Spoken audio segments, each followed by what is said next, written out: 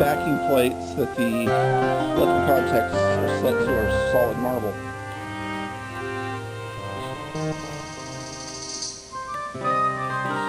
That one feels more like concrete.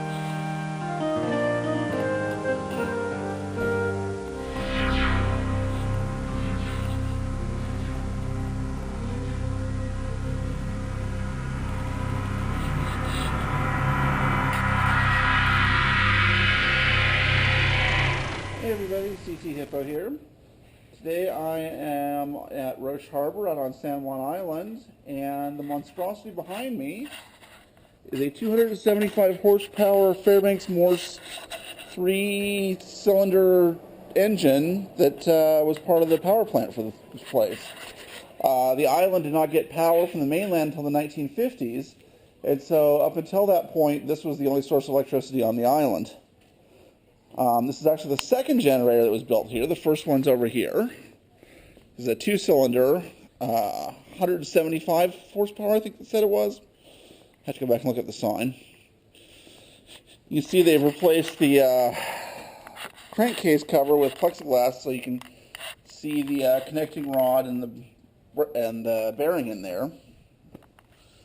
These are air start engines.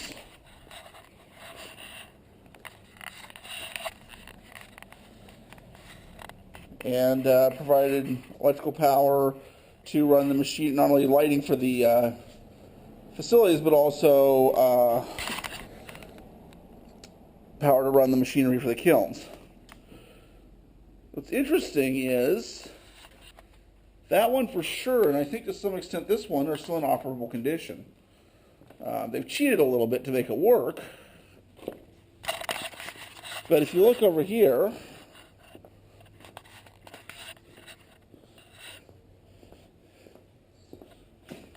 there's an air compressor here, gas-fired, which fills this holding tank, and the air from that comes over here to the air motor which starts it.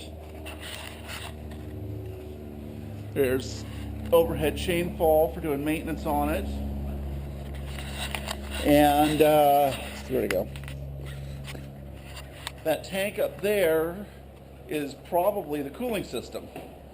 So rather than have a water pump or limited water pump, not entirely sure, they would just put water that's gravity fed into the engine. Though I suspect that may have been replaced with this hose connection right here. Air filter there, flywheel, and then this is the generator with a accessory pulley which looks to be hooked to another generator.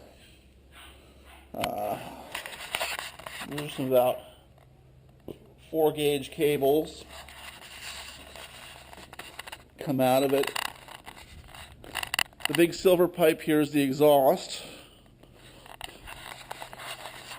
which goes up to that stack right there. Apparently when this place was in service, the generators were known for belching massive quantities of black smoke, which I'm sure made them very popular with the locals.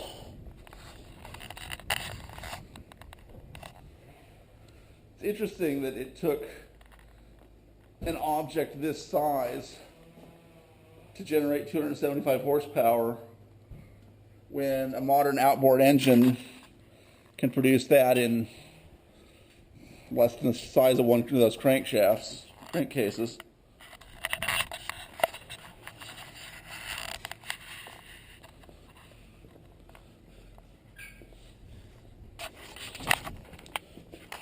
Cast iron stairways are always a nice touch.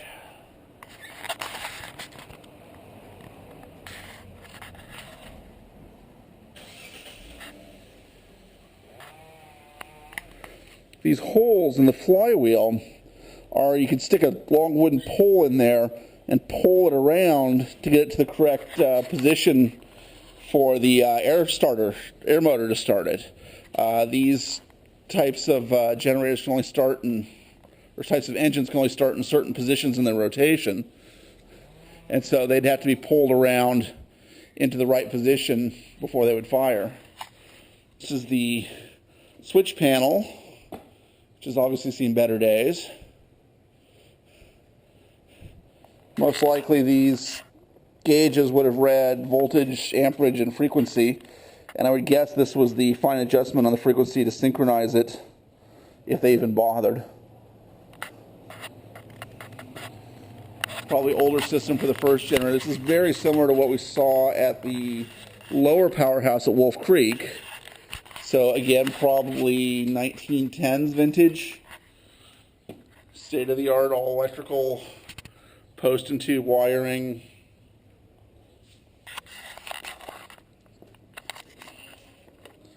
And then you can see they brought the modern three-phase cable up in here, which makes me think that this still does at least something. Not entirely clear on what, but it would appear that work is being done on it to put this into a more operable condition.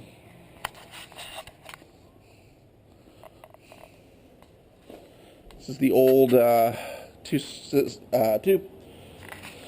two-cylinder engine.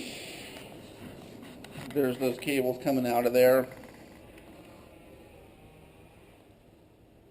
Three-cycle generator.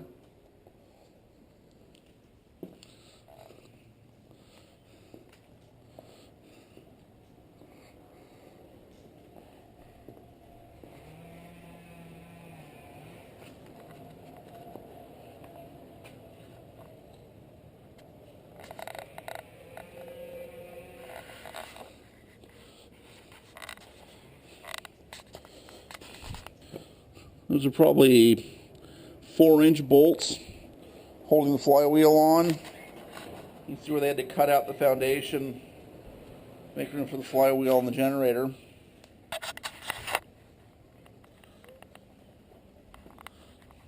These are probably lubrication lines. Pumped oil to the various places on the cylinder.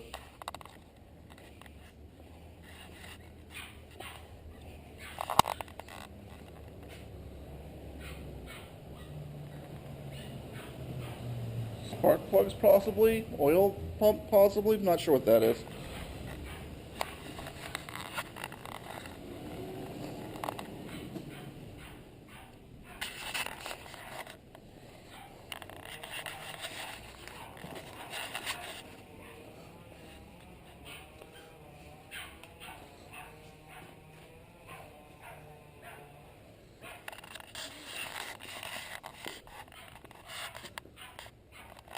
So as you can see, this is right down across from the marina at Roche Harbor. It's open to the public, free parking. You have the lime kilns, which was the whole reason for existence of this place. And definitely worth a stop. See you on the next one.